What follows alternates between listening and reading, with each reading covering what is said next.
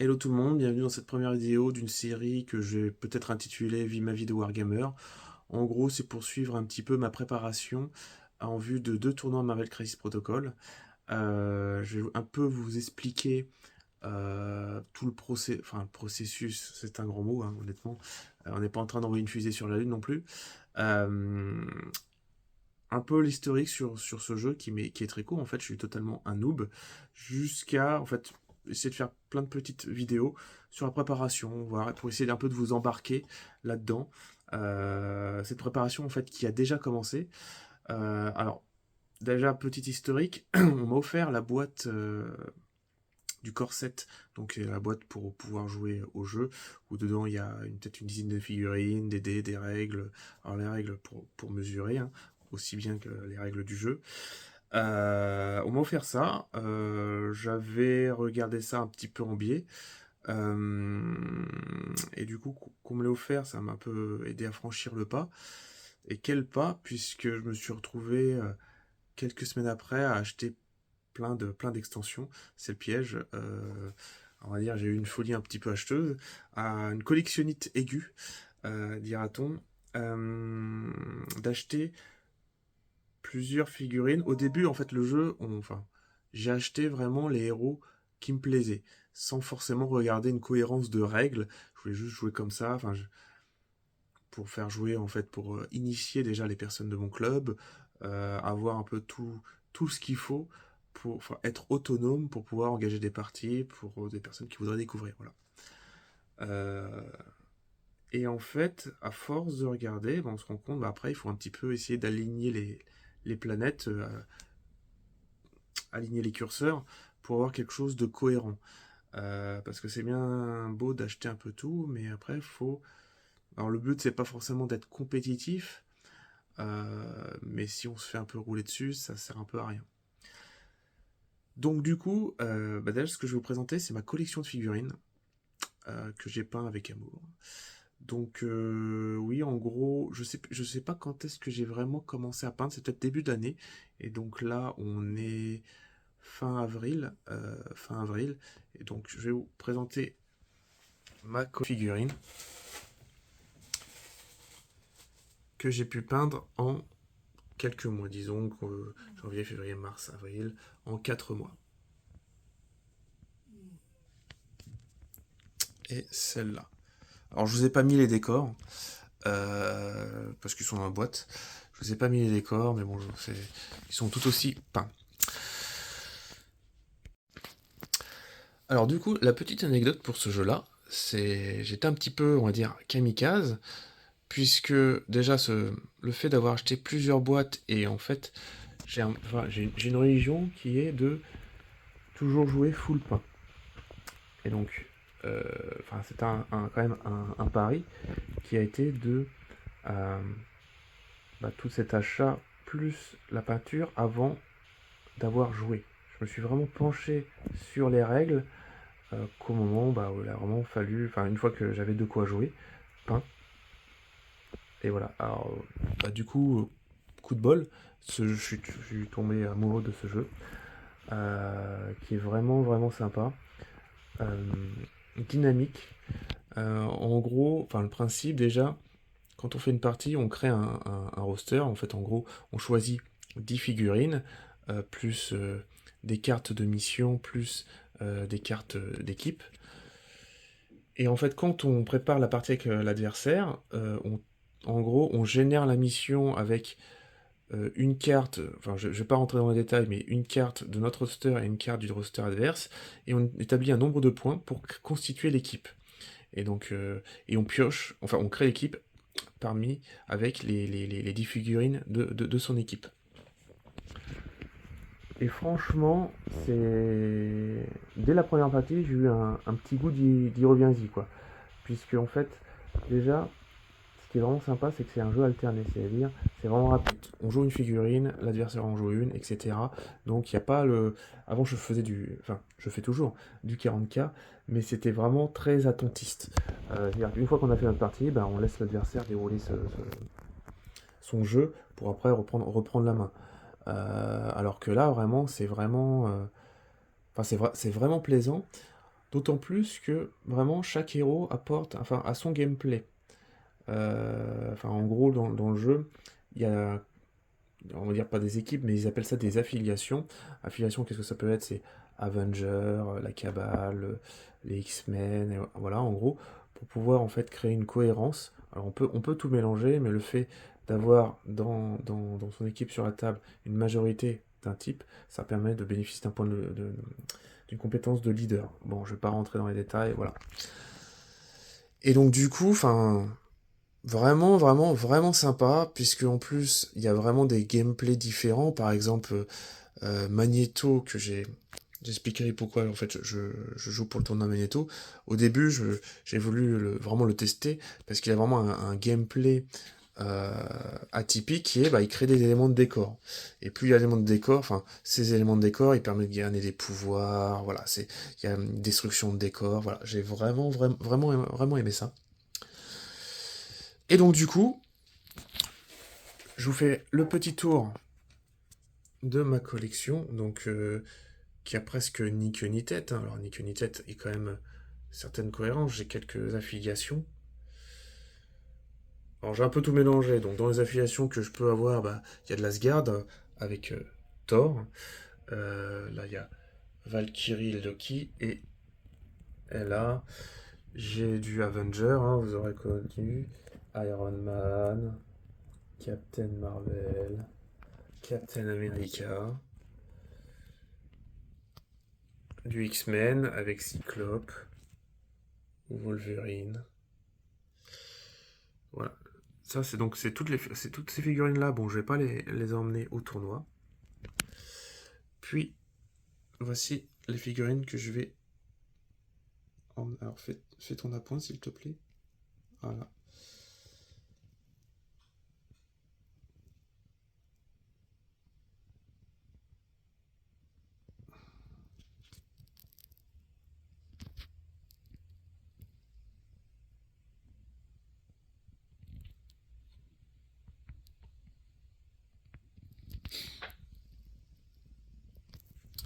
Voilà. Alors, pourquoi avoir choisi ce roster que donc je vais emmener au tournoi? Bah déjà, enfin, comme je disais, quand j'ai lu les règles de Magneto, enfin, j'ai vraiment aimé ce petit côté atypique de l'histoire de à chaque début de tour, il crée des décors. Ces décors, quand ils sont présents, lui donnent plus de pouvoir. Il a son pouvoir de leader qui fait que quand je détruis des décors, ça déclenche des mécaniques. Et du coup, si on crée une équipe qui détruit plus de décors, on gagne plus de pouvoir, etc. J'ai vraiment aimé ça. Donc j'ai commencé à tester. Alors au début, pour être honnête, j'étais parti Cabal parce que j'étais content de ma figurine Modoc. Alors j'ai dit Cabal, donc dedans je mettais Modoc, j'avais mis Red Skull, voilà. J'avais mis aussi Mister Sinister.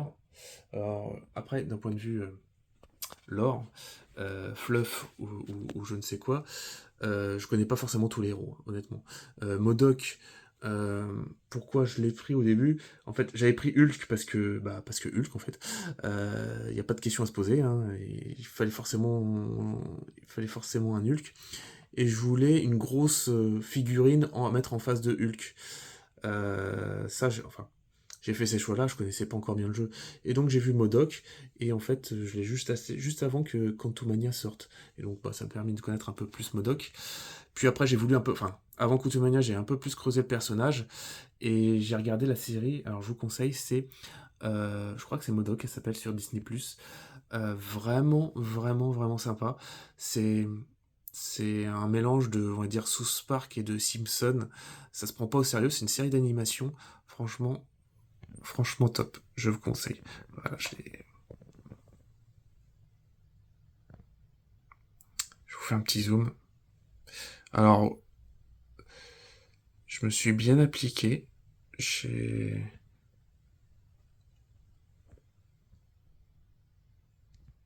je trouve que ça rend plutôt bien. Voilà, donc je reviens sur mon roster. Alors en gros, j'ai tâtonné. Pour la création de ce roster, j'ai tâtonné. Au début, je partais sur les figurines que j'avais dans la boîte de base, c'est-à-dire Magneto, on a aussi Mystique, on a aussi Sabre, Sabretooth, et Todd. Donc j'ai fait différents tests. J'ai fait donc euh, plusieurs parties pour essayer de me chauffer. Alors les premières parties, on apprend vraiment les règles en fait, juste les règles euh, du, du jeu de base. Puis les parties précédentes m'ont vraiment aidé à apprendre les personnages, savoir, enfin, avoir des automatismes avec certains personnages, gagner en temps de jeu, parce qu'en fait les tournois, il y a aussi il y a une cloque, alors pas forcément une cloque, mais un temps de partie maximum. Et honnêtement, toutes les parties que je fais, c'est entre 3 heures et 4 heures pour l'instant. Et le tournoi, je crois que ça va être 2 heures, donc je sais pas si je vais m'en sortir. On verra. Donc le but, c'est j'ai voulu jouer pour avoir des automatismes et pas à regarder mes fiches, à tâtonner, voilà, pour être un maximum efficace. Et puis après aussi, j'ai fait pas mal de... Enfin, en plus de connaître mes personnages, c'est tester des compositions d'équipe. Donc, puisque là, avec ce roster-là, donc en gros, j'ai, comme vous voyez, donc Magneto et Mystique, qui sont les deux leaders possibles de Brotherhood. Magneto qui est plus, alors j'ai mis dedans ou pas, plus pour le côté attrition, et Mystique plus pour le côté contrôle. Donc j'ai cette versatilité, enfin versatilité c'est un grand mot, de choix de gameplay selon les objectifs que j'aurai sur la table. Bon, après bon, ça c'est que de la théorie, après faut réussir à le mettre en pratique. Donc je vais faire un petit passage des personnages. Alors, bah déjà donc Magneto. Magneto, très fort, mais pas forcément pour casser des bouches. Puisqu'en fait il est assez lent. Mais enfin, ouais, il est assez lent. Il a pas forcément de, entre guillemets, je dirais, de grosses attaques qui font vraiment mal. Mais c'est plus déjà son pouvoir d'affiliation. Et il peut lancer des décors. Et c'est vraiment cette présence qu'il apporte sur la table. Euh, vraiment, j'ai- j'ai- j'aime vraiment bien. Et à côté, du coup, nous avons Mystique, qui elle est plus, donc déjà plus fragile. Euh, à chaque fois que je la sors, honnêtement, elle me fait pas rêver. Alors soit peut-être que je l'utilise mal, peut-être que je l'utilise pas encore assez bien, mais elle fait pas énormément de dégâts, elle peut faire exploser des décors, ouais, mais j'ai vraiment pas vraiment pu le mettre en action. Quand vraiment j'utilise, c'est quand elle est chef de l'équipe pour pouvoir alors, enfin, elle a deux pouvoirs. Ouais, pareil, je vais pas vous embêter avec pour rentrer dans le détail des pouvoirs, puisque en fait, mes vidéos, c'est pour but pour tout le monde en fait, pas pour forcément les aficionados quoi, pas forcément les experts. Donc Mystique, Juggernaut qui est vraiment fort. Enfin, honnêtement, alors, je vais montrer la figurine parce qu'elle est pas non plus. J'en suis assez fier de mon Juggernaut. Voilà. Juggernaut, parce qu'il combat déjà bien avec Magneto, parce qu'il il peut casser des décors en fonçant dedans. C'est un beau tank, il a pas mal de points de vie. Euh, Mine de rien, même s'il a un déplacement de S, il a des mécaniques qui permettent de se projeter. Franchement bien. Pareil, on peut au tour 1, si on a Mystique en leader, on peut aller rusher des objectifs d'extraction. C'est-à-dire, extraction, enfin, il y a deux types d'objectifs. Des objectifs qu'il faut tenir, des points sur la table qu'il faut tenir, et d'autres, ce sont des points à récupérer que les personnages portent. Et lui, pour récupérer des objectifs, il est vraiment top. Mais souvent difficile à caser avec Magneto parce que ce sont deux gros héros et qui coûtent pas mal de points, donc pas forcément simple. On va continuer en Brotherhood. Alors, avec Sabretooth. Sabretooth, lui, c'est plus. Alors, bon, c'est un cac. Euh, Plus DPS, comparé à Juggernaut qui est plus tank. Plus DPS. Et j'adore son impact psychologique sur l'adversaire, enfin en tout cas sur les parties que j'ai pu faire, qui est que, bah, en fait, si on attaque, il peut faire des contre-attaques. Si on l'attaque, il avance, il va vers l'ennemi et il peut porter des contre-attaques. Mine de rien, c'est pas mal. Et aussi, il a une grande mobilité. Donc, il peut aussi bien poursuivre des petites figurines, euh, des petites figurines qui portent un token, que bah, de changer de flanc carrément pour apporter son soutien. Alors, The Blob, alors là je suis tombé amoureux de cette figurine. Alors, pas parce que il est sexy, hein, ça je vous en laisserai en juger, c'est juste qu'il a un contrôle énorme. Je le trouve vraiment top pour contrôler un objectif secure. Voilà, il est là, en gros les ennemis tapent dessus et puis ils rebondissent dessus. En gros, c'est ce que aussi j'aime dans ce jeu, c'est qu'avec les règles, ils ont pu retranscrire un peu les pouvoirs des personnages dans les règles. Et c'est vraiment, vraiment, vraiment top. Là, on a Pyro qui est plus donc attaque à distance, qui lui, en gros, je l'utilise pour deux choses. Déjà, on peut mettre des conditions sur les héros, et lui, bah, comme vous l'aurez deviné, il incinère, il crame les héros. Et en fait, quand un héros ennemi est incinéré, qui a la condition Incinerate, et ben ils ont un dé de défense en moins, et donc il réduit la défense. Et donc c'est pour le côté attrition, c'est vraiment bien.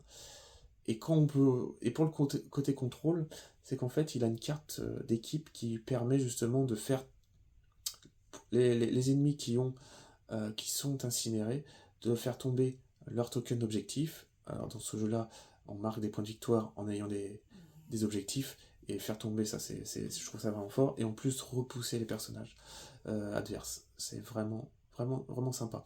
Alors vraiment sympa, attention, je l'ai joué que 2 fois. La première fois, il a pas fait grand-chose, je le découvrais et je l'ai vraiment mal joué. La deuxième fois, il a été beaucoup plus convaincant. Nous avons Toad. Alors Toad, lui, très fragile, mobile. En gros, la plupart du temps, quand j'utilise, c'est pour aller prendre un objectif extract et après, je me carapate. C'est-à-dire qu'il a l'avantage avec sa langue, de récupérer l'objectif plus loin, mais je trouve son désavantage, c'est qu'après, la plupart du temps, dans la partie, on le met dans un coin, et enfin, soit il se fait courser, et donc bah, il se balade avec un token, donc ok, j'ai un point de victoire par tour, mais j'ai son coup qui m'a. Enfin, son coup. Voilà, j'ai un coup qui est. Il reste hors jeu en fait. Donc bon, à voir. Après si le héros ennemi qui le course coûte plus cher, ça vaut le coup aussi. Bon. Ensuite, j'ai mis Rogue. Alors, Rogue, elle, elle est un petit peu. Elle joue sur plusieurs tableaux, sans forcément être top dans toutes ces justement sur toutes les compétences que je vais utiliser. Donc elle a un côté tank, elle a un côté contrôle et un côté dégâts.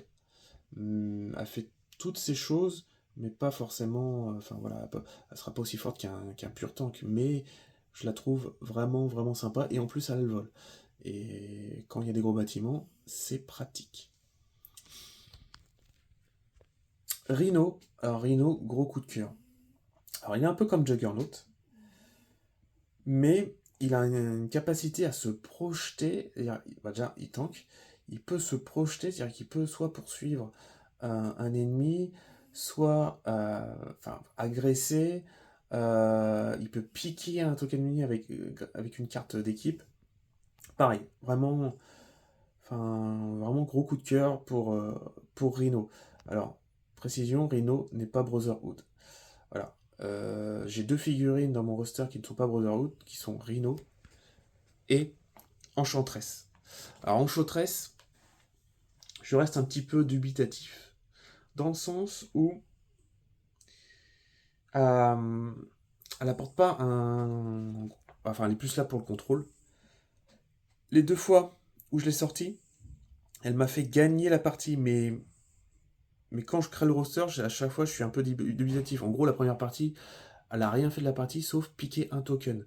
Mais ça a permis de créer un déséquilibre puisque j'avais plus de points de victoire et chaque tour je gagnais. Et c'est vraiment top. Pareil, deuxième partie, en un tour à pique deux tokens. euh, Enfin, ça me donne la victoire en fait. Puisqu'il ne faut pas oublier que dans ce jeu-là, il faut vraiment se focaliser sur le gain de points de victoire et pas forcément faire la bagarre. Voilà. Donc, voilà. Pour l'instant, je la laisse dans le roster puisque elle m'a pas fait de. Pour l'instant, pas mauvaise impression, mais bizarre. Enfin, bizarre. Euh, donc voilà. Alors après, j'ai tendance à vraiment aimer le contrôle puisque la dernière partie que j'ai faite, j'ai voulu jouer attrition et je me suis retrouvé à avoir quand même pas mal de contrôle plus que de l'attrition, mais bon, c'était comme des contre les web warriors.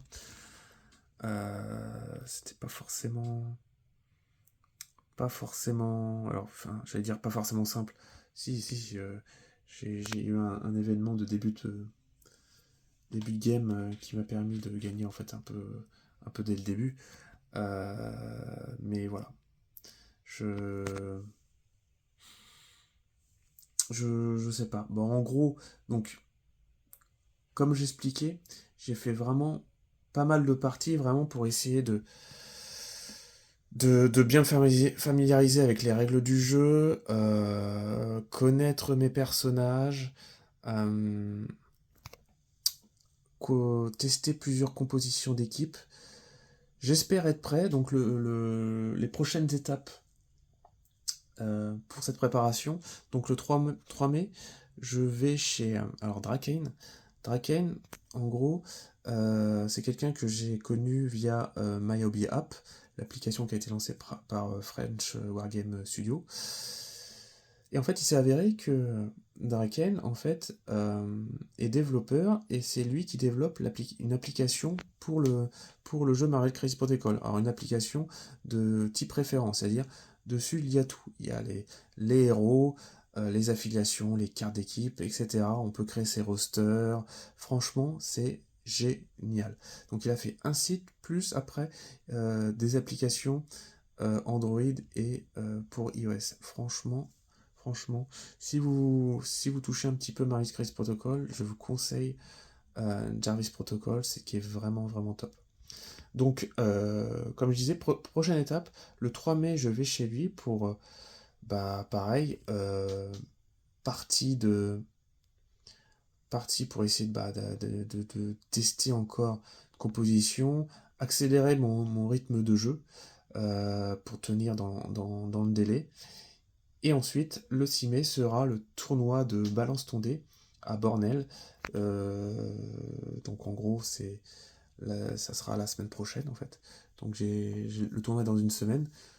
Je n'attends pas grand chose comme résultat, puisqu'en fait, il y a quand même le jeu existe depuis. Là, j'avoue, peut-être entre 2 et 4 ans, je sais plus. Je sais plus depuis combien de temps il est sorti. Je dirais, allez, on va couper la poire en deux. On va dire 3 ans. Donc il y a des personnes qui sont habituées depuis plus longtemps que moi à jouer, comme ils disent, sale, à sortir des combos. Pareil, j'ai vu pour la Brotherhood qu'il y avait des compos types que je pourrais jouer parce que, alors, par exemple, en utilisant un Hulk, en gros, la technique, c'est, de ce que j'ai pu lire, c'est de sortir Hulk et Juggernaut, d'avoir un carte objectif qui regroupe les tokens au milieu et de rusher. On rush, on fait à Hulk porter un objectif, à Juggernaut un objectif. C'est-à-dire en fait, ils peuvent en 2 déplacements prendre un objectif et avec un pouvoir après se reculer. Donc on a un objectif, on est hors portée, qui permet après au prochain tour de bien choisir sa cible pour rentrer dans le tas ou se concentrer, si on a assez de pions objectifs d'extraction, de se concentrer sur les sécures. Voilà. Donc non, moi je ne joue pas sale. Par contre, j'ai lu que Brotherhood of Mutant, donc cette affiliation, est bien pour les débutants. Ça tombe bien, je suis débutant. Je ne l'ai pas choisi forcément pour ça, c'est juste un coup de bol. Mais il est vrai que c'est assez plaisant. C'est vraiment assez plaisant. Ça a l'air d'être peut-être moins touchy que par exemple alors, je connais pas trop encore beaucoup d'affiliations, mais par exemple il y a Web Warrior que je joue contre Arkesis, qui jouent plus en façon savonnette. Le principe, c'est de prendre des objectifs et ils ont un fort potentiel de déplacement. Et normalement, voilà, d'éviter les adversaires tout en les contrôlant. Voilà. Bon, on verra bien. Déjà, de toute façon, alors à la base, j'ai voulu faire ce tournoi pour, euh, pour jouer en fait, juste pour jouer parce que j'avais un rythme de jeu qui était de une fois toutes les 2 semaines. Une fois toutes les 2 semaines. Et c'est frustrant en fait, surtout pour un jeu, bah voilà, on vient jouer et on le trouve vraiment bien. Il faut attendre 2 semaines avant d'y rejouer. Alors l'avantage, c'est que c'est quand même, il est plus facilement transportable, contrairement à du Warhammer où il faut, il y a la ramée, les tables sont plus grosses. Là, j'ai juste les tapis. Je transporte mes décors. Alors niveau décor, j'ai pas tout, mais quand je vais à mon club, je transporte tous mes décors, mes tapis, je prends juste un bâtiment un peu plus gros, bâtiment que je n'ai pas, et voilà, j'ai une table New York qui est vraiment top. Et donc, à l'origine, oui, donc je me suis dit, bah, je vais à un tournoi, comme ça je vais faire trois parties dans la journée. Bon, j'y vais la fleur au fusil, voilà. Et puis en fait, j'ai trouvé des moyens d'accélérer mon rythme de jeu.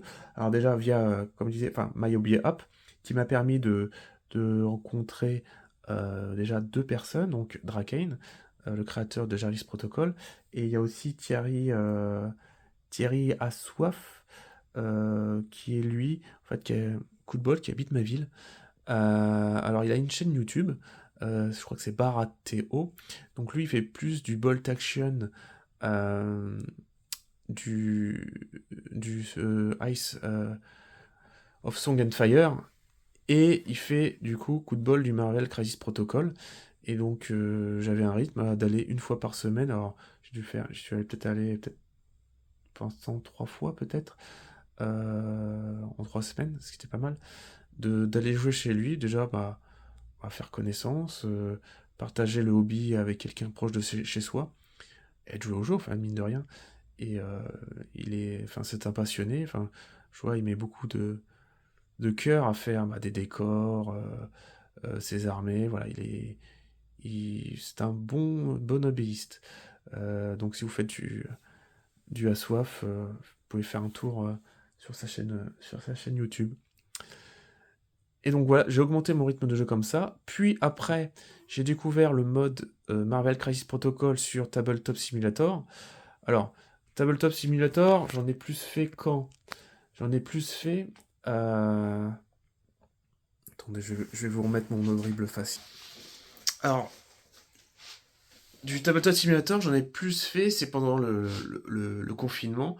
Je jouais à quoi? Je jouais à Route.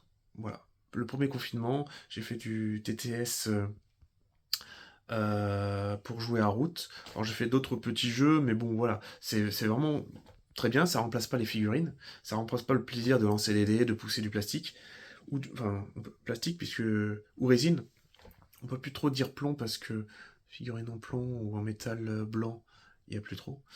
Euh, Et donc j'ai découvert le mode Marvel Crisis Protocol sur Tabletop Simulator. J'aurais peut-être dû même commencer par là, puisque enfin, c'est top déjà pour tester des compositions. C'est-à-dire, si on n'est pas forcément comme moi, moi j'ai un bon rythme de peinture, j'ai pu aussi me prendre plein de figurines.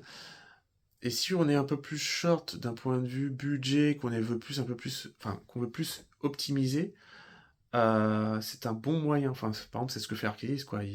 Il teste et tester ses compositions sur TTS avant de passer à l'achat, c'est un bon moyen. Et donc oui, j'ai fait aussi donc du TTS pour essayer un peu de me roder. Je dois avoir bon, un peu moins de 10 parties dans les pattes.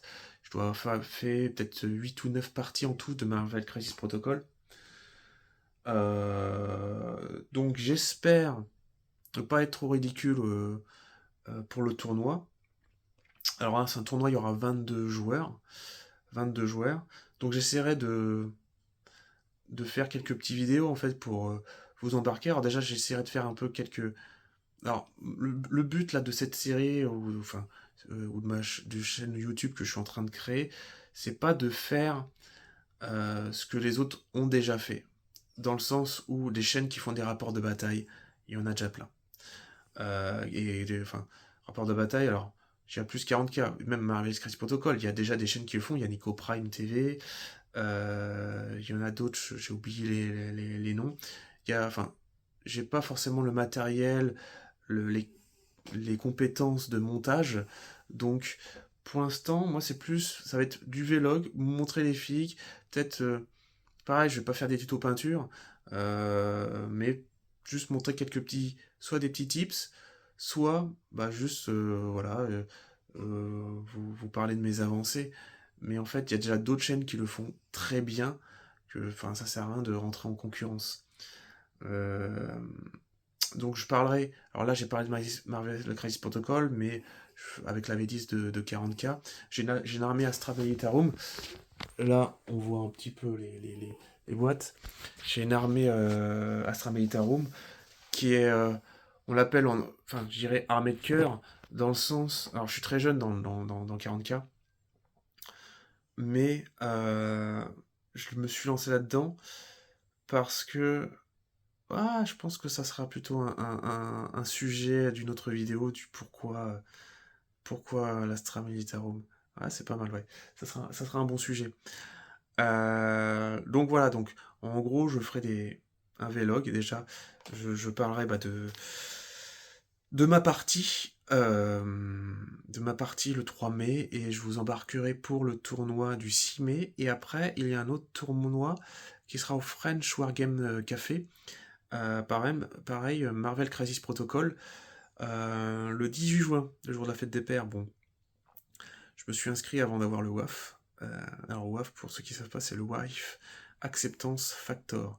C'est un dimanche, le jour de la fête des pères. Voilà, bah, je lui demanderai que mon cadeau, ça soit d'aller au tournoi. Donc voilà. Je crois que j'ai tout dit. Alors je m'étais tracé un petit peu des points abordés. Au final, je l'ai fait un peu a cappella, cette vidéo. Donc dites-moi déjà si vous avez des commentaires. C'est la première fois que je fais du YouTube, je suis vraiment un novice. En gros, je suis en mode, j'allais dire mode zob. C'est ça, je suis en mode, je suis à la zob avec mon téléphone, je vais faire du montage avec mon téléphone et basta en fait. Pareil, enfin, la chaîne ça sera plus, voilà, des vlogs, j'aurai pas des gros montages de folie parce que je ne suis qu'un amateur. Mais voilà, je voulais juste un peu vous parler un peu de mon hobby, qu'on partage, qu'on crée de la discussion. Donc voilà. J'espère que cette vidéo vous a plu. Donc n'hésitez pas à liker, mettre des commentaires. Alors je dis ça parce que c'est tous les youtubeurs mettent ça soit en début ou en fin de vidéo, liker ou commenter. Bah allez-y et au pire ou au mieux abonnez-vous. Allez à plus.